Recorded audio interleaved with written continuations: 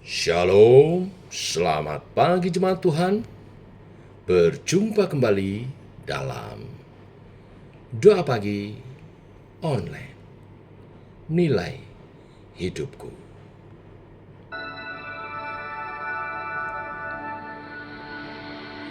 Yesus, apa arti hidupku bila kau tak berikan nyawamu yang terbaik tersedia bagiku. Ku bersyukur atas kasih karuniamu.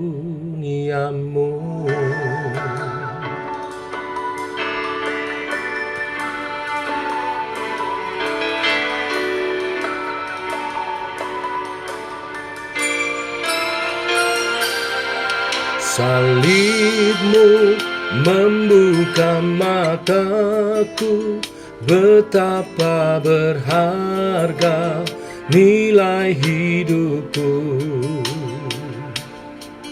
Menanggung semua dosaku, berikan hidupmu menggantikan diriku. Bukan karena perbuatanku, anugerah yang selamatkanku. Yesus, apa arti hidupku bila kau tak berikan nyawamu yang terbaik tersedia bagiku. Ku bersyukur atas kasih karuniamu.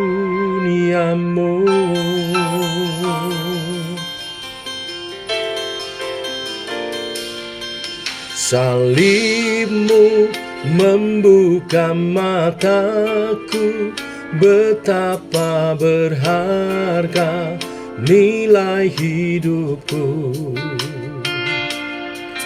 Menanggung semua dosaku, berikan hidupmu menggantikan diriku. Bukan karena perbuatanku, anugerah yang selamatkanku. Yesus, apa arti hidupku bila kau tak berikan nyawamu yang terbaik tersedia bagiku. Ku bersyukur atas kasih karuniamu.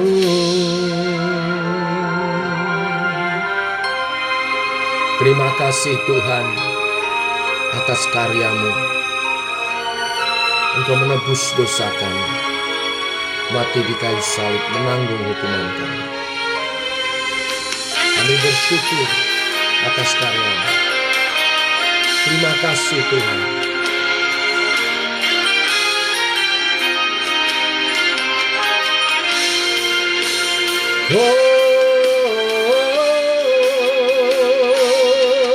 Yesus, apa arti hidupku bila kau tak berikan nyawamu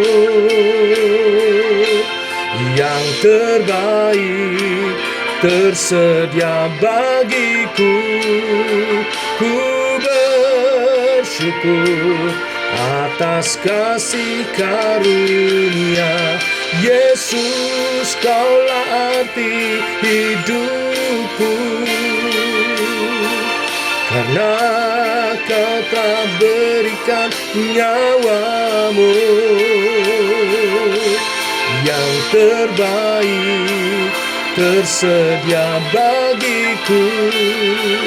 Ku bersyukur atas kasih karunia-Mu. Ku bersyukur atas kasih karunia-Mu.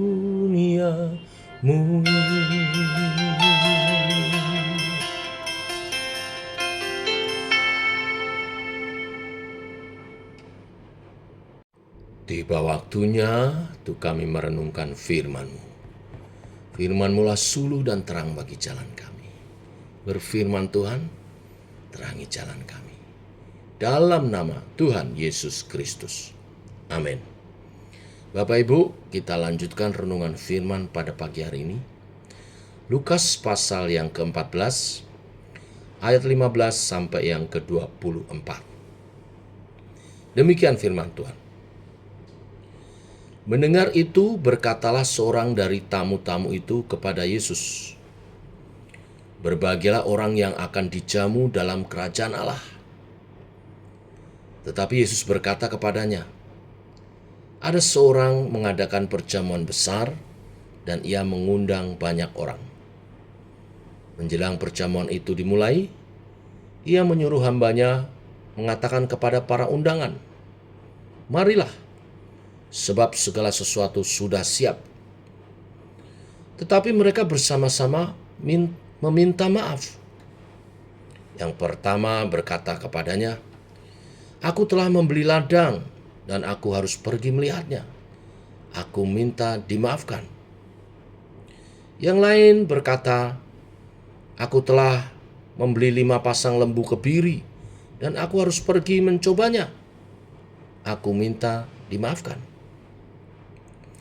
Yang lain lagi berkata, 'Aku baru kawin dan karena itu aku tidak dapat datang.' Maka kembalilah hamba itu dan menyampaikan semuanya itu kepada tuannya. Lalu murkalah tuan rumah itu dan berkata kepada hambanya, 'Pergilah dengan segera ke segala jalan dan lorong kota, dan bawalah kemari orang-orang miskin, dan orang-orang cacat, dan orang-orang buta, dan orang-orang lumpuh.' Kemudian hamba itu melaporkan, 'Tuan, apa yang Tuan perintahkan itu sudah dilaksanakan. Tetapi sekalipun demikian masih ada tempat.'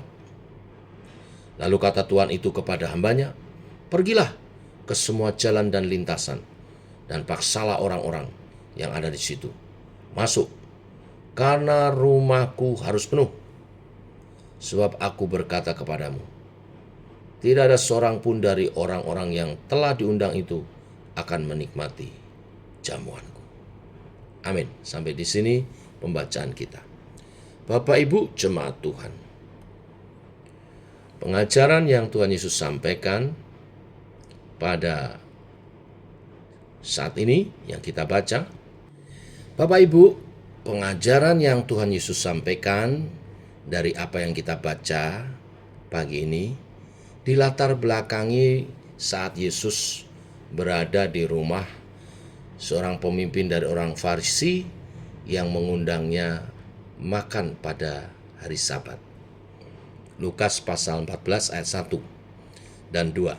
Saya baca untuk menjelaskan situasinya.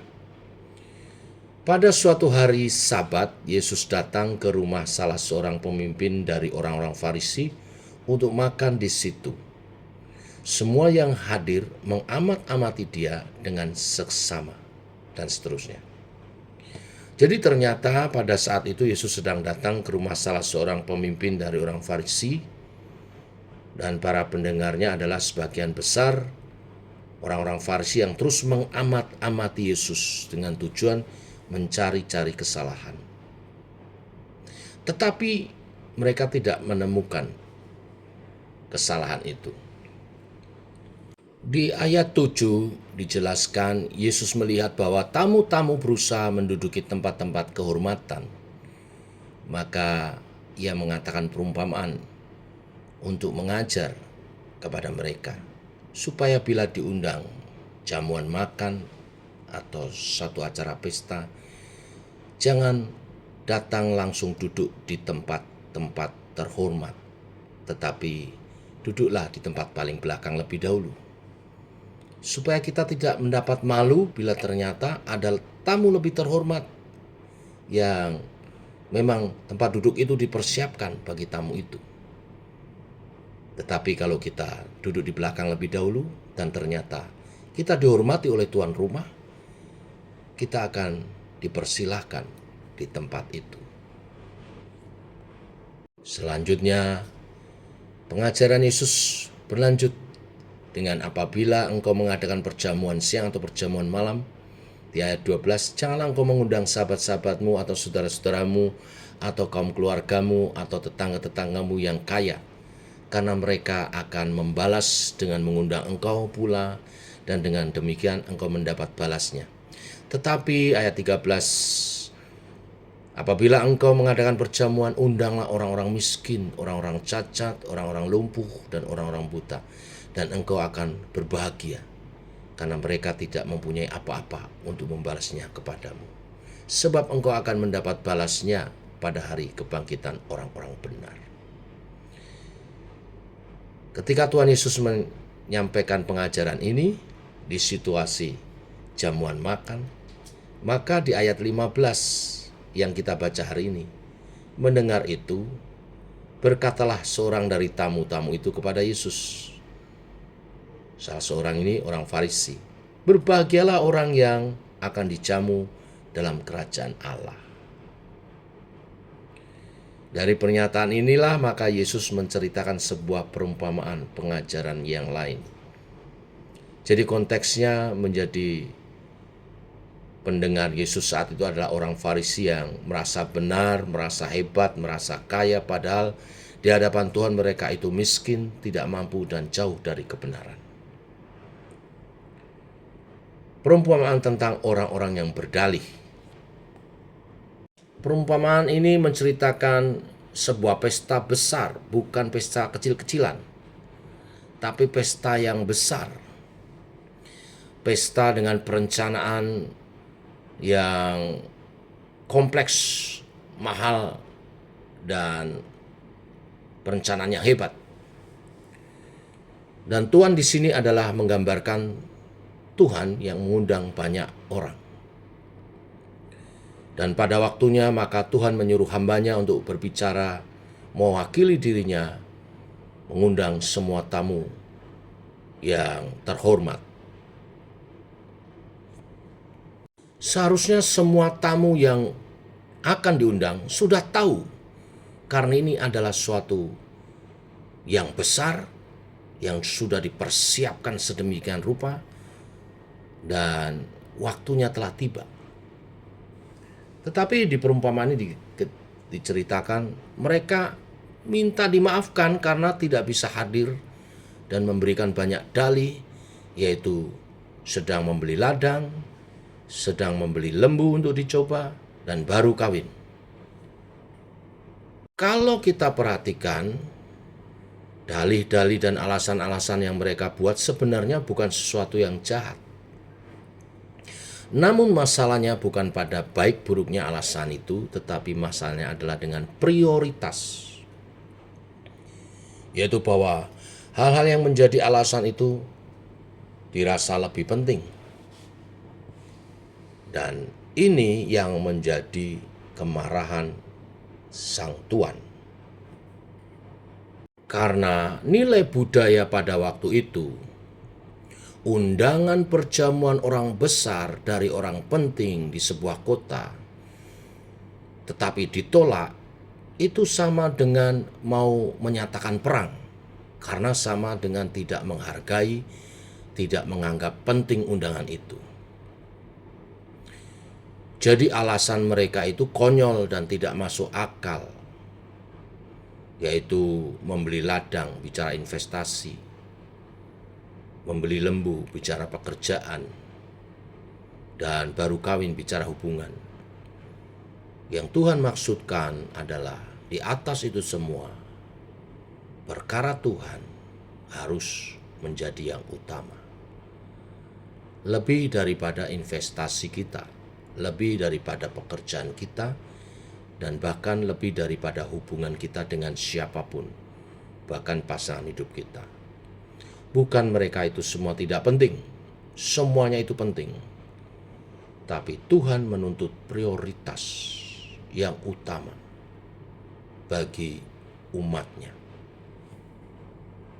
Nah, arti perumpamaan ini sebenarnya berbicara tentang kedatangan Tuhan kedua kali, akhir zaman, di mana bangsa Yahudi yang awalnya dipilih oleh Tuhan terlalu sibuk dengan berkat-berkat Tuhan dan menjadikan berkat-berkat Tuhan itu menjadi berhala, sehingga lupa bahwa undangan yang sesungguhnya adalah hidup buat Tuhan. Karena orang-orang yang diundang itu menolak untuk hadir, maka akhirnya Tuhan itu menjadi murka dan menyuruh hambanya untuk pergi ke segala jalan dan lorong kota untuk mengundang semua orang yang miskin, cacat, buta, dan lumpuh, yang berbicara tentang orang-orang yang ditolak, tidak masuk hidungan, dan tidak dipilih oleh Tuhan pada awalnya. Tetapi melalui inisiatif Tuhan, maka akhirnya orang-orang tersebut dipilih dan diundang. Ini bicara tentang kita, orang-orang non-Yahudi. Tetapi karena inisiatif Tuhan, anugerah Tuhan, akhirnya kita juga diundang dan dipilih. Saya kutip lagi ayat 22-24. Dikatakan di sana, kemudian hamba itu melaporkan Tuhan apa yang Tuhan perintahkan itu sudah dilaksanakan. Tetapi sekalipun demikian masih ada tempat. Lalu kata Tuhan itu kepada hambanya, pergilah ke semua jalan dan lintasan, dan paksalah orang-orang yang ada di situ masuk, karena rumahku harus penuh. Sebab aku berkata kepadamu, tidak ada seorang pun dari orang-orang yang telah diundang itu akan menikmati jamuanku. Kalau saat ini kita dipilih, itu bukan karena kita hebat, tetapi karena anugerahnya. Sekalipun kita miskin, cacat, buta, dan lumpuh secara rohani, namun Tuhan menganggap kita berharga di hadapannya. Mari kita hargai setiap anugerah yang Tuhan sudah limpahkan dengan kita mempersiapkan diri sedemikian rupa. Memasuki pestanya Tuhan, tentu kita harus berpakaian pesta, yaitu perbuatan-perbuatan yang memuliakan nama Tuhan. Mari dandani diri kita dengan pakaian pesta yang layak. Dan buka hati, biar Roh Kudus berkarya, membentuk diri kita, dan kita dilayakkan. Kelak Yesus datang kedua kali, kita diterima bersama-sama Dia dalam pesta di udara. Tuhan memberkati. Mari kita berdoa. Bapa, kami mengucap syukur oleh kasih dan anugerah-Mu, rahmat-Mu baru. Demikian pagi hari ini, Engkau membukakan kebenaran firman tentang panggilan-Mu, tentang anugerah-Mu. Setiap kami boleh mengenal dan menjadi orang percaya adalah karena anugerah Tuhan. Ada orang yang menyepelekan dan tidak menghargai anugerah, maka kehilangan berkatnya. Biarlah kami yang telah menyadari bahwa keselamatan yang daripada Tuhan adalah anugerah, dan mengenal-Mu secara pribadi, menjadi umat-Mu adalah anugerah.